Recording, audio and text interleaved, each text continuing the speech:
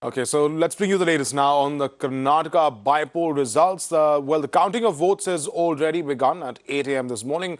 Largely postal ballots are being counted. First up now, it's the future of the 4-month-old BJP government in Karnataka that will be decided today as results in the crucial assembly bypolls are being in fact counted. Now, seats in 15 constituencies are up for grabs after 17 Congress and JDS MLAs were disqualified. Now, they've all defected to the BJP, and out of those 17, 13 are fighting the current elections on a BJP ticket. The outcome of the bypolls, which has recorded almost 70% voter turnout, is crucial for the BJP, which needs to win at least 6 seats to stay in power.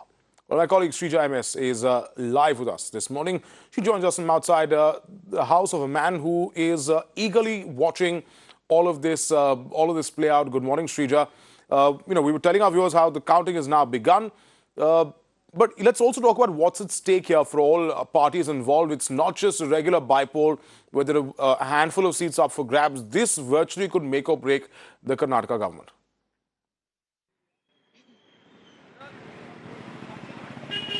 Good morning, Viren. Yes, of course, you're completely right as far as whether it can make or break this very government. Of course, we see at around 8 a.m., we see the Election Commission. They began the postal counting. What we see right now is that the BJP is leading in nearly 5 seats. Of course, coming back to what really is at stake as far as Karnataka is concerned. Remember, right now, Yediyurappa is in his fag end of his career, which means it's really important and imperative for him to remain in power. Right now, we see that the BJP has managed to garner nearly 105 seats. Apart from that, along with the independent, which makes the number 106, it takes it to 106. Right now, the BJP needs at least 6 to 7 seats to remain in power. Now, that really is important. The reason why we're telling this is because, remember, it is just the 4-month-old right now Yediyurappa government. Now, he is banking on especially the rebel MLAs, especially the votes, what they are going to garner. But still, what is not clear right now, because remember,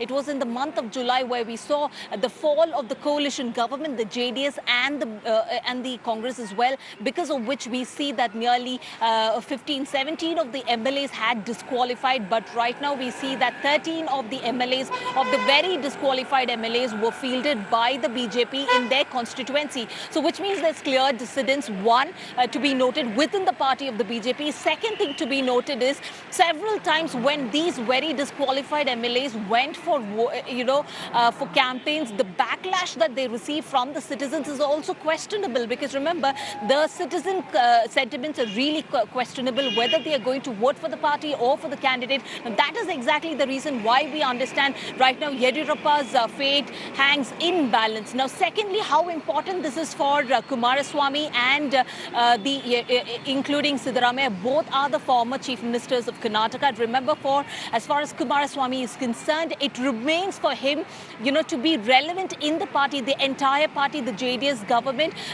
What we understand, the JDS party to remain here in as far as relevant is concerned, and to come back to Siddaramaiah, he really wants to head the Congress Legislative Party, which is exactly the reason why we understand that they will do all that they can to remain in power, is what we hear from the political analysts as far as Congress and the JDS is concerned. But what we also know right now, what is really different if you're comparing to the last elections and to the bypoll this time, is during last election we saw how especially the JDS and the Congress joined hands together to form the government. This time around they're not allies anymore. They have turned foe. But what we hear from them is that there are every chance that they will go all out, once again join hands to keep BJP at bay. But will that happen or not? Will Yediyurappa be able to break that jinx? Because remember, he's the 4th time CM and he has never been able to complete a term. So will he be able to break the jinx or not is something that remains to be seen.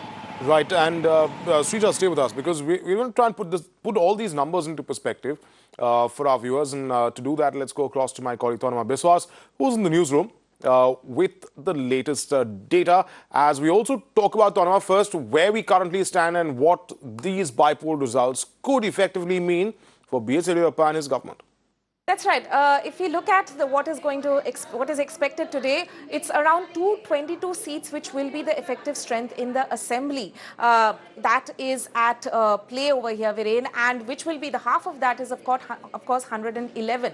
Now the BJP, as we have in fact been saying, has a wafer-thin majority of around 106 seats, 105 of their own and one independent, which is supporting the BJP, which means that they need at least 6 seats, that the BJP needs to score today in the by-poll results if it needs to get that majority which it has to have in order to stay in power. So it is a major test for B.S. Yediyurappa today. Of course, he is playing it cool and saying that he's confident of the party clearing those 6 seats which will be needed.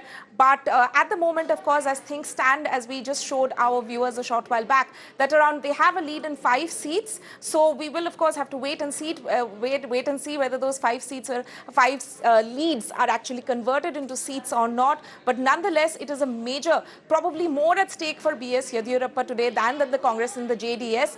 And as we know that the JDS is, in fact, sources tell us that the JDS feels that they could play, in fact, kingmakers in case the BJP falls short of that magic figure of at least getting 6 seats out of the 15 which are up for grabs today. Viren.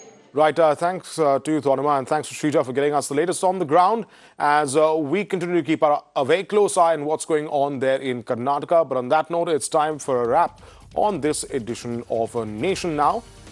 Bringing the latest after this.